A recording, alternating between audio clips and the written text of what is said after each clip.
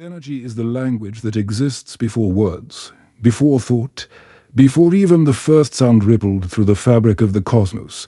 It is the pulse that drives the stars, the current that carries rivers across the earth, the vibration that gives rise to both matter and consciousness. And yet, most people live as if they are deaf to it, blind to it, insulated from the current that quietly shapes their lives. To speak of energy manipulation is not to gesture at some abstract theory or mystical fantasy, but to acknowledge the undercurrent that has always been here, silently binding every moment of existence into a coherent whole. The notion that energy can be shaped, directed, or consciously moved might sound startling, even improbable, but it is no more extraordinary than electricity flowing through a wire or wind filling the sail of a ship. When we say energy manipulation is real, what we mean is that life itself can be tuned, like a stringed instrument, by how we engage with invisible frequencies round and within us. Your breath is one such instrument, your attention is another, the way you place your thoughts, the way you hold your body, the quality of your emotions, all of these are small adjustments of energetic levers. Most people go through life pulling these levers unconsciously, wondering why their days feel chaotic or heavy. But when those same levers are pulled deliberately, with precision, the difference is immediate, almost startling. The modern world, however, has little patience for the unseen. We live in a culture obsessed with what can be measured, recorded, or captured in data. Yet even science, with all its instruments, admits that everything is vibration, that nothing is solid, that fields and forces extend invisibly through the very space we once thought empty. To deny energy manipulation is to deny what physics already whispers, that matter is only condensed energy, and consciousness is deeply intertwined with its flow still. Whenever someone begins to articulate this truth, resistance rises. Some call it superstition, others brand it dangerous. Knowledge that could empower individuals to reclaim their agency is often ridiculed or erased, not because it lacks substance, but because it disrupts the machinery of control. This is why the phrase "use this before it gets erased" carries a weight beyond mere caution. Throughout history, practices rooted in energetic awareness, whether in breathwork, martial arts, meditation, or healing traditions, have often been suppressed, dismissed, or distorted. Whole cultures have watched their wisdom buried under layers of dogma, fear, or commercial exploitation, and yet fragments survive. A monk sits in silence and warms his body in the dead of winter by directing internal fire. A healer touches the body lightly, and pain diminishes as if dissolved. A crowd gathers at a concert, and the collective intensity of shared feeling lifts everyone higher than any one person could reach alone. These are not anomalies. They are reminders of what becomes possible when energy is not only felt but consciously shaped. To begin considering energy manipulation is to step into a paradox. On one hand, it is profoundly simple. You are already doing it with every thought and gesture, every inhalation and exhalation. On the other hand, it is elusive, like trying to see the wind itself rather than the leaves it moves. This paradox is what gives the subject its strange power. To manipulate energy is not to force something alien upon the world, but to participate knowingly in what has always been happening. It is less like inventing a new language and more like remembering a mother tongue you forgot you knew. But why does it matter now? Because the noise of modern life has grown louder, drowning out the subtler frequencies that were once unmistakable. The constant hum of screens, the endless churn of information, the synthetic rhythms of industry, these have layered static over the natural flow of perception. In such a climate, the ability to sense and direct energy is not just some esoteric curiosity. It is survival, to feel what others cannot feel, to see what others overlook, to respond not only to appearances, but to the deeper currents beneath them. That is a skill set as practical as knowing how to navigate a storm. Consider this: every interaction you have is an exchange of energy. Walk into a room, and you can feel whether the atmosphere is tense or light. Speak to someone, and you notice if their words leave you drained or uplifted. These are not metaphors, but direct energetic realities.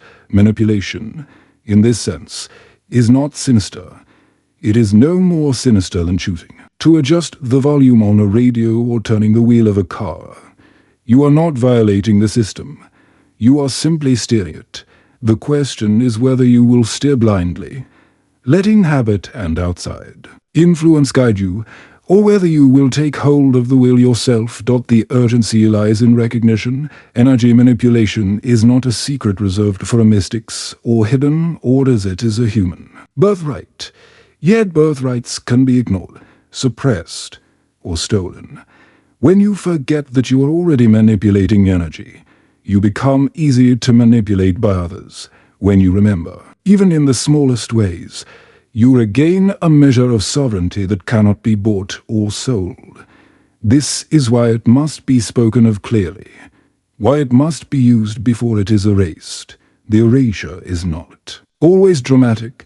Sometimes it comes in the form of distraction, the endless barrage of triviality that keeps you from looking deeper. Sometimes it comes in ridicule, the social pressure to dismiss what your senses plainly tell you.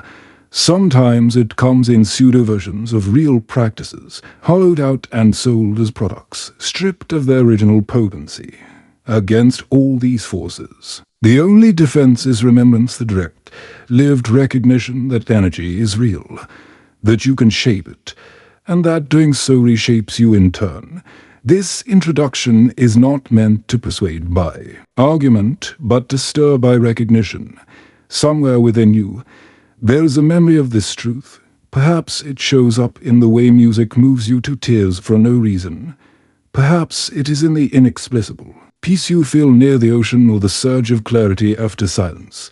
These are not accidents.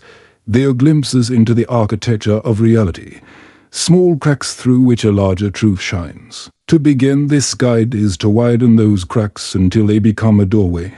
Energy manipulation is real, not as myth, not as metaphor, but as the living substrate of your every experience. To deny it is to deny your own heartbeat, your own breath, your own presence in this moment. To accept it is to admit you have more agency than you were taught, more responsibility than you may have wished for, and more potential than you have dared to imagine. The question now is simple. Will you step further into this current, or turn away and let the noise of the world drown it out again? The choice is yours, but the current is already moving. It always has been. At its heart, the conversation about energy manipulation revolves round a few guiding truths, currents that weave together the physical, mental, and spiritual. These truths are not new. They echo across traditions, from the subtle body maps of ancient India to the elemental practices of Taoist alchemy, from the shamans' drumbeat to the physicists' recognition of fields and frequencies. Yet in every age, they are spoken of differently, wrapped in metaphors that suit the time. Today, we need a language that speaks both to the skeptical mind and the intuitive heart, a language that cuts through superstition without discarding mystery. The first theme is simple but radical. Energy is everywhere, and it is the true medium of interaction. Most people think of interaction as primarily verbal or physical. Words are exchanged, hands are shaken, gestures are seen. But beneath all of that, something else is exchanged, often more powerfully than anything spoken or done. Stand near someone in despair and you feel it instantly. Enter a space where conflict has recently erupted and the air feels thick, as though the residue of tension still clings to the walls. None of this can be measured with ordinary tools, but it is experienced directly. Energy, in this sense, is not just metaphorical atmosphere. It is the living fabric that connects one being to another. The second theme is the principle of resonance. Just as a guitar string vibrates when another nearby string is Plucked at the same frequency, so too does human energy resonate with what surrounds it. This resonance is why music can alter mood, why crowds can move in unison without planning, why environments can neither nourish or deplete. When you learn to perceive resonance, you begin to see how much of your life is not random but patterned. And when you learn to guide resonance through intention, through attention, through practice, you begin to participate actively in shaping those patterns. Energy manipulation, then, is less about forcing outcomes and more about tuning into the right frequency. Another essential theme is awareness as the directing agent. Energy moves constantly, but how it flows is not predetermined. Attention functions like a lens, magnifying whatever it rests upon. Where your awareness goes, energy follows. This is not mystical poetry, but observable fact. Focus on your breath, and suddenly your breathing changes. Place your attention on a pain in your body, and it intensifies. Shift that same attention toward calm, and the body begins to relax. Awareness is the hand on the tiller steering the current, and to manipulate energy is to become deliberate about where you place it. The fourth theme is that energy seeks balance. Like water finding its level, energy tends to redistribute itself, seeking equilibrium. This is why suppressed emotions do not vanish, but leak out in unexpected ways. Why overextension in one area of life creates weakness in another. Why imbalance eventually corrects itself, sometimes dramatically. To manipulate energy responsibly is not to override this natural balancing, but to align with it. Instead of fighting against the current, you learn to swim with it, redirecting the flow in ways that support harmony rather than distortion. All of these themes converge into one of the most provocative ideas, that energy manipulation is not exotic, not rare, not reserved for a chosen few. It is the baseline of human experience. You are already manipulating energy every time you shift your mood, every time you focus on a thought, every time you walk into a room and affect how others feel. The difference is whether you do this blindly or consciously. Consciousness is the dividing line between chaos and mastery. Still, the phrase manipulation often stirs unease. It can sound like control, domination, even coercion, but here manipulation does not mean violating the natural order. It means skillful participation. A potter manipulates clay not to destroy its essence, but to reveal its potential shape. A musician manipulates sound not to suppress silence, but to give form to it. In the same way, to manipulate energy is not to corrupt life's flow, but to co-create with it, giving form to possibilities already inherent in the current. Yet there is another layer, one often left unspoken. Energy manipulation carries ethical weight, because it is real. Because it affects others, it cannot be practiced without consequence. Just as you can use fire to warm or to burn, you can use energy practices to heal or to harm. Some traditions speak openly of this duality, warning of karmic backlash or energetic pollution. Others emphasize neutrality, reminding practitioners that the current itself has no morality. It simply amplifies the intent of the one. Entire societies are structured to steer the collective resonance of their people toward fear, dependency, or endless consumption. This is where the urgency becomes sharp. To ignore energy manipulation is not to remain neutral, it is to remain vulnerable. If you do not learn to steer your own currents, someone else will do it for you. Advertising industries already exploit resonance, embedding rhythms, images, triggers designed to bypass conscious thought and hook into energetic response. Political movements harness collective energy, rallying emotion to override reason. Even architecture and urban design can be shaped to either amplify or suppress the natural flow of human vitality. None of this is speculation. It is the unspoken application of energetic principles in everyday life. And so, the themes of energy manipulation extend beyond personal practice into the realm of collective awareness.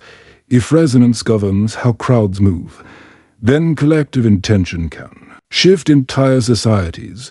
If awareness directs energy, then media, an engine that captures attention, becomes a tool for a massive energetic shaping. If balance is inevitable, then the imbalance are modern. Life must eventually correct, whether through collapse or conscious redirection. These are not distant possibilities, but present dynamics unfolding in real time. To study energy manipulation, then, is to study the mechanics of reality beneath appearances. It is not about tricks or shortcuts, but about grasping the subtle architecture of life.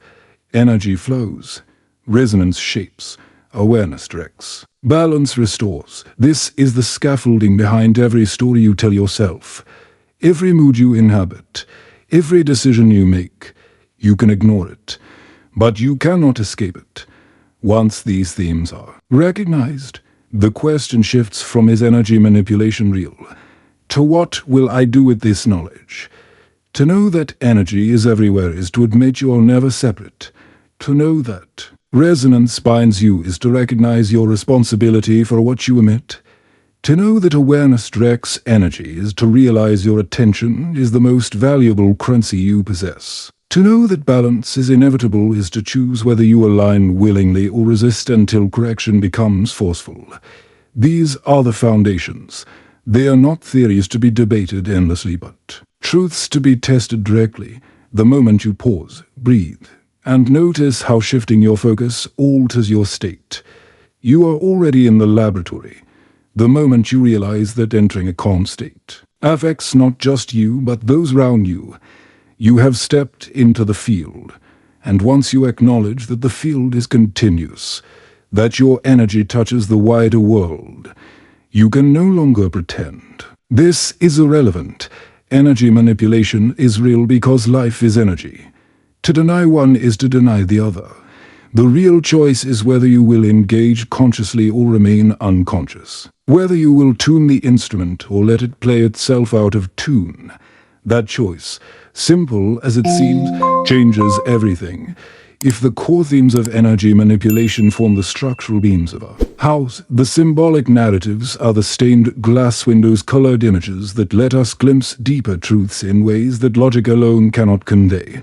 For thousands of years, humans have turned to story and metaphor to speak about what cannot be charted with diagrams or captured with equations. In this way, allegory becomes a vessel for energy itself, shaping how we feel, think, and move. Consider the image of a river. It begins as a small spring high in the mountains, gathering momentum as it flows downward, carving valleys, nourishing life, shaping landscapes. To see energy in this light is to understand its ceaseless motion, its capacity to both create and destroy. The river does not resist. It simply flows, and yet his skilled navigator learns where to steer the boat, when to move with the current, and when to eddy into still waters. The river becomes both teacher and mirror, showing us that energy manipulation is not about domination, but partnership. If you fight the current, you exhaust yourself. If you surrender without awareness, you are carried blindly. But if you steer with attentiveness, you harness a force far greater than your own. Strength. Another story comes from fire. For millennia, fire has been seen as both sacred and dangerous. It warms the body and cooks food, but it can also consume fields and cities. To manipulate fire is to respect its dual nature, to hold it carefully while knowing it can never be entirely tamed. Energy works in the same way. Anger, for instance, is raw fire. It can burn relationships dash, or it can fuel courage and necessary action. The difference lies not in suppressing the fire, but in learning how to channel it. The blacksmith who hammers molten iron into a blade does not fear the flame. He shapes it with rhythm and restraint. Similarly, energy manipulation invites us to see emotions not as enemies, but as fuel, waiting for skilled hands to give them form. There is also the garden. In every tradition, the image of cultivation appears again and again. Seeds planted, weeds pulled, soil tended, growth guided, energy like a garden, responds to. Attention, what you water grows, what you neglect withers. To manipulate energy is not to conjure something from nothing, but to care for what is already latent within you. Thoughts are seeds. Attention is sunlight. Habits are soul. With time, you see clearly that what flourishes in your inner landscape mirrors the conditions you create. A neglected mind becomes overrun with weeds of distraction and fear. A tended mind produces clarity, resilience, and peace. The garden allegory is gentle yet unflinching. Your harvest reveals your practice taught beyond these elemental metaphors. There are myths that echo across civilizations. Take the story of Prometheus, who stole fire from the gods and gave it to humans. Beneath the literal, this is the story of energy knowledge once, reserved for the divine or the elite being placed in human hands. But with this gift comes both empowerment and danger. Fire illuminates, but it also burns. Energy manipulation, too, is double-edged. The story warns us that knowledge carries responsibility, that once you grasp it, you cannot return to ignorance without cost. Another myth is that of the labyrinth, in Greek tradition, where the labyrinth is the maze of the mind and the minotaur is the raw, untamed energy at the core of our being. Manipulating energy requires facing what lies at that center, the fears, impulses, and desires we prefer to avoid. Yet by confronting and integrating them, by threading our way consciously through the maze, we discover that the beast is not an enemy, but an untapped force. The labyrinth becomes not a prison, but a path. Even cosmic symbols serve. Think of the stars. For ancient peoples, the night sky was a map of invisible order. Constellations told stories. Marked seasons, guided navigation, energy, too, is like starlight, subtle, pervasive, and often unnoticed by the hurried eye. To manipulate it is to learn how to read these subtle constellations, to recognize patterns where others see only chaos. The night sky teaches patience. Stars do not shout their presence, but those who take the time to observe see entire worlds encoded in there. When anger rises, recall the fire and ask, am I letting it burn uncontrolled or forging it into strength? When habits slip into autopilot, see the garden and ask, what seeds am I watering? These symbols give form to the invisible, allowing energy to be grasped not just intellectually but experientially. But there is another layer to these stories. They remind us that energy, manipulation is universal, not bound to one culture or language. The river flows in every land. Fire burns in every hearth. Gardens grow wherever soil exists. Stars shine above every human head. Myths of stolen fire, inner beasts, cosmic maps, they appear in countless variations because they are archetypes, rooted in the shared human recognition of energetic reality. This universality matters because it cuts through the illusion of separation. Whether you are a monk in Tibet, a farmer in Africa, or a student in a crowded city, the metaphors still apply, the language shifts, but the energy remains. And yet, myths also warn. Every symbol contains both shadow and light. The river floods, fire destroys, gardens rot, stars vanish behind clouds. Prometheus suffers eternal punishment for his gift. The labyrinth claims those who enter unprepared. These warnings are not meant to instill fear, but to emphasize respect. Energy is not a toy. To manipulate it carelessly is to court imbalance, both personal and collective. But to avoid it altogether is to deny your own inheritance. The middle path, as always, lies in awareness, humility, and practice. Narratives shape how we live because they shape how we perceive. If you believe energy is chaotic, you will treat it as threat. If you see it as gift, you will treat it with reverence. If you ignore it, expressed through metaphor but enacted through your choices, energy manipulation is real. But its reality is best approached not only through principles but through stories that give those principles flesh and color. Without narrative, knowledge remains brittle.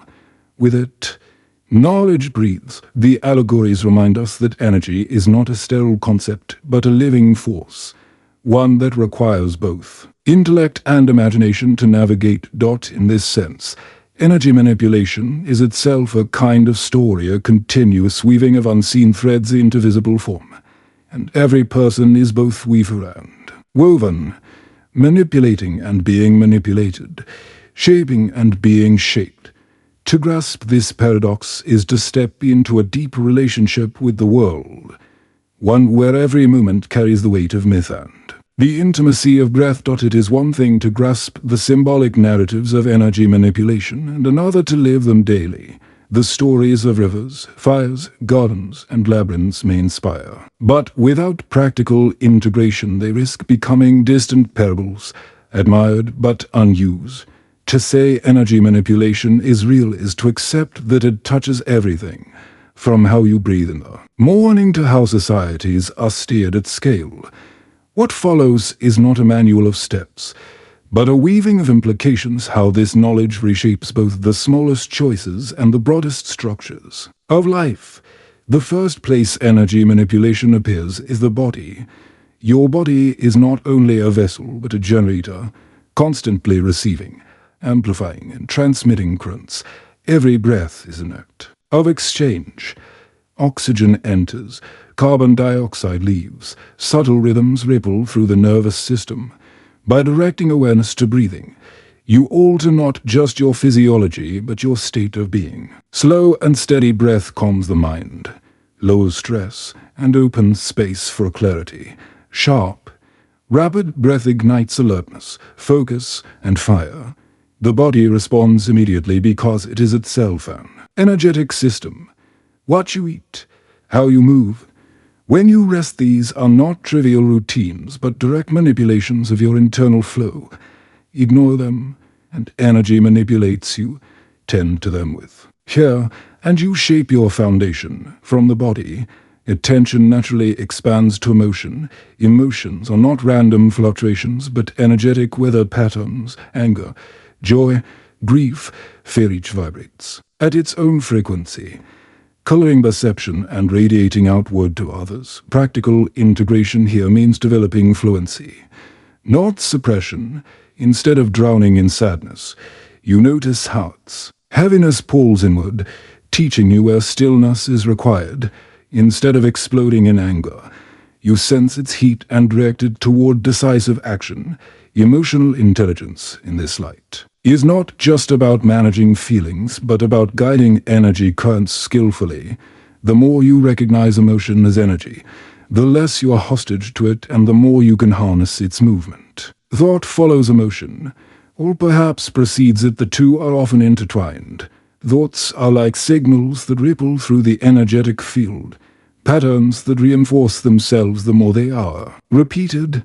Dwelling on fear strengthens its resonance, making it easier to fear again. Focusing on clarity strengthens clarity. This is why attention is the most precious resource you own. Where attention goes, energy follows, and where energy flows, reality begins to take shape. The implication is sobering.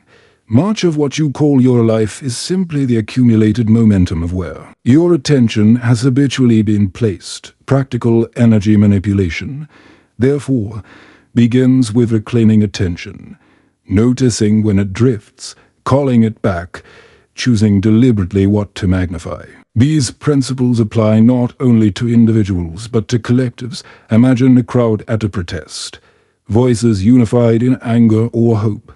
The collective resonance amplifies, becoming larger than anyone. Participant, energy surges through the group, and action follows. The same principle operates in sports arenas, concerts, even online communities. When attention converges, energy intensifies. This is why controlling attention is the most powerful tool of institutions. Media does not simply inform. It directs collective energy. Political slogans are not merely words, they are resonance. Triggers designed to amplify certain frequencies and suppress others. Understanding this is both empowering and unsettling. Empowering because you realize your participation in collective energy is not trivial. and settling because you see how easily masses are steered when they ignore the mechanics taught in daily life. The implications become personal again. Enter a workplace, and you can sense whether morale is high or low before anyone speaks. Sit in a classroom, and the collective focus or lack of it shapes the outcome of learning. Families, friendships, even fleeting encounters with strangers are all energetic exchanges. Each time you walk into a room, you contribute to the field. You may enter in chaos and drag the atmosphere down, or you may enter with calm and lift it. The choice is not dramatic, but its accumulation defines both relationships and environments.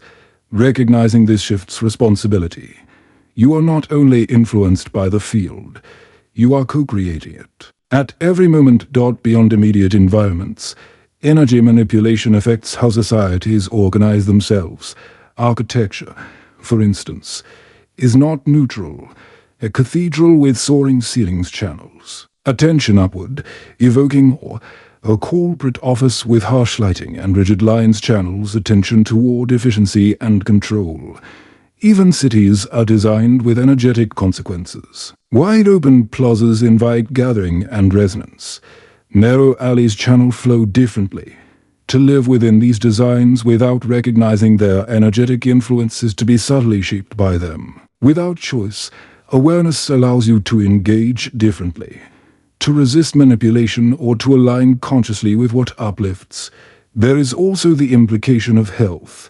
Many illnesses are not purely physical but energetic imbalances manifesting through the body. Chronic stress, for example, is sustained energetic tension that eventually strains organs and systems. Healing, in this view, is not only about medication or surgery but about restoring energetic flow through rest, breath, touch, movement, or practices like meditation. This does not mean rejecting medicine, but complementing it with recognition of energy's role. When integrated, healing becomes more holistic, addressing not just symptoms but underlying currents on the larger scale. Energy manipulation raises questions about power. If individuals can shape energy, and collectives amplify it, then those who understand these dynamics wield disproportionate influence. Religious leaders, political figures, entertainers all practice forms of energy manipulation. Whether consciously or not, their words, gestures, and presence alter the resonance of those around them. Sometimes this uplifts, sometimes it enslaves. Recognizing the mechanics strips away illusion. Charisma, for instance, is not magic. It is energetic coherence that others resonate with. Propaganda is not just persuasion. It is targeted energy steering. Both can be resisted when understood. Practical integration, then, is less about acquiring exotic abilities and more about reclaiming awareness in ordinary life. Breathing consciously, noticing emotions as energy, directing attention deliberately, entering spaces with awareness of your contribution, observing how environments shape resonance, seeing through manipulations of collective focus. These are simple practices, but they shift the quality of life profoundly, and they protect against the erasure of knowledge. Because once lived, the truth cannot be erased. The real-world implications reach even further. Energy manipulation suggests that the boundaries between self and world are less rigid than assumed. Your mood shapes others, their resonance shapes you, and together you shape the larger field. This interconnection challenges the illusion of separation. It means you cannot withdraw entirely from influence, nor can you deny your influence on others. Responsibility deepens, but so does potential.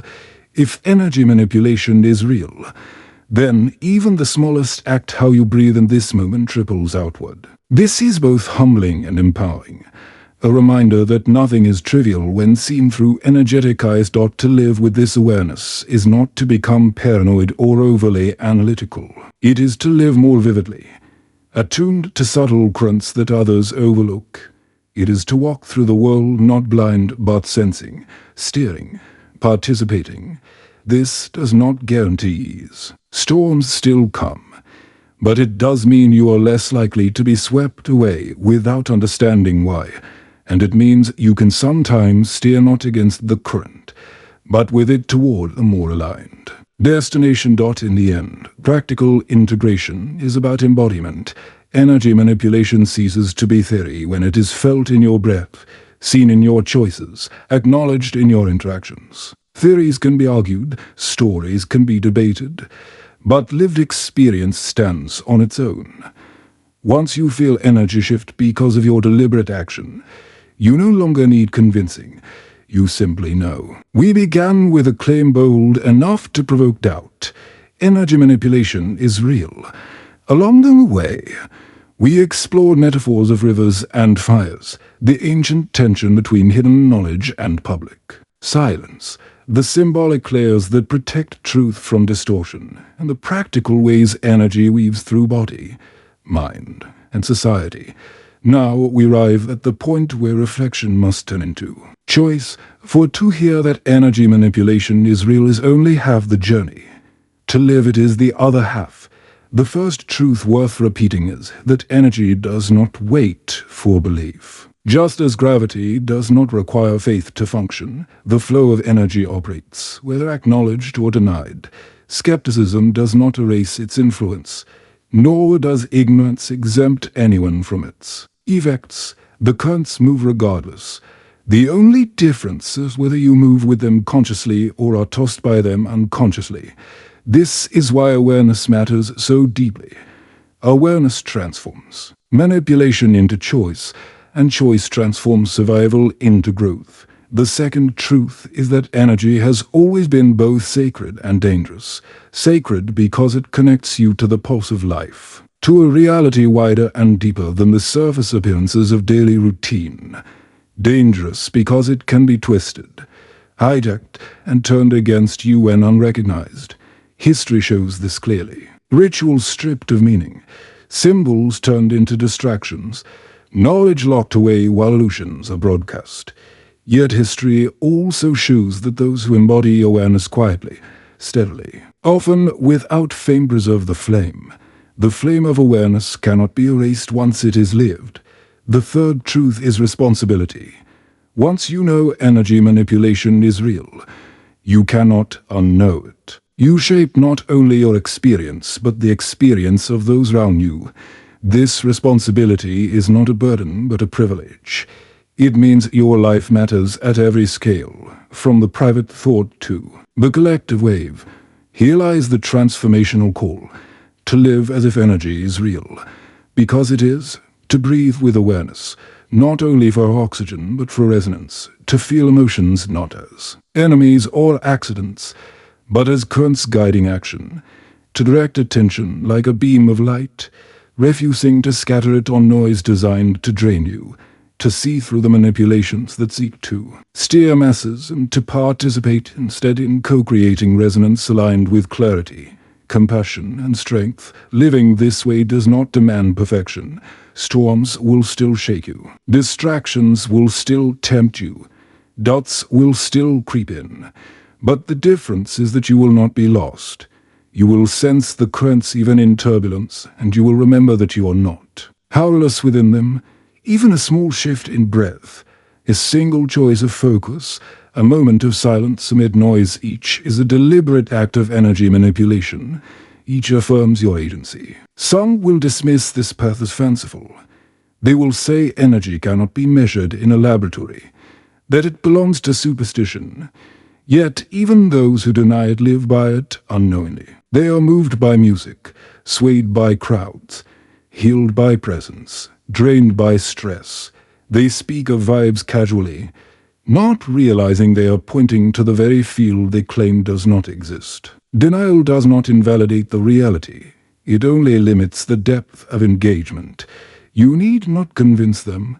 Your task is to live it, and in living, to embody what words cannot fully persuade. The danger of erasure remains.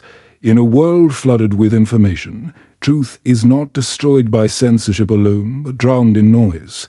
Diluted until it seems irrelevant, ancient practices are turned into trends, stripped of depth and marketed as novelty. Warnings are dismissed as conspiracy or fantasy. Yet erasure is never complete. The living flame endures wherever even one person remembers, practices, and embodies. You are now among those who know. The question is what you will do with it. The call is simple, though not easy. Begin. Begin with the breath, for it is the doorway. Begin with attention, for it is the compass. Begin with awareness of how you affect others and how they affect you, for it is the mirror. Begin where you are, with what you have, in the life you already live. Do not wait for a mastery before acting, for action itself is the teacher. Each step deepens awareness, and each awareness strengthens the flame. Remember, energy manipulation is not about control over others, but alignment within yourself. True power is not domination, but coherence, the harmony of inner and outer resonance. The more coherent you are, the less easily manipulated you become, and the more your presence becomes a stabilizing force for others. This is the paradox. By ceasing to seek control, you gain influence. By serving resonance rather than grasping at power, you embody strength that cannot be erased. So let this not end as mere reflection. Let it be a threshold. Close your eyes after this. Feel your breath. Notice your attention and remember the river and the fire, the garden and the labyrinth. Carry them not as stories, but as reminders of what is always at work. Let them whisper to you in moments of doubt, calling you back to awareness. Let them remind you that you are not separate from the current, you are within it, shaping it, shaped by it. The time to act is always now, for now is the only place energy lives. Act not tomorrow, not someday, but in this very breath. Choose how you will guide it, where you will place it, and what you will create with it. Do this not once, but again and again, until it becomes not practice, but life itself. Energy manipulation is real. It always has been. The question is no longer whether you believe it, but whether you will embody it, and once embodied, it can never be erased.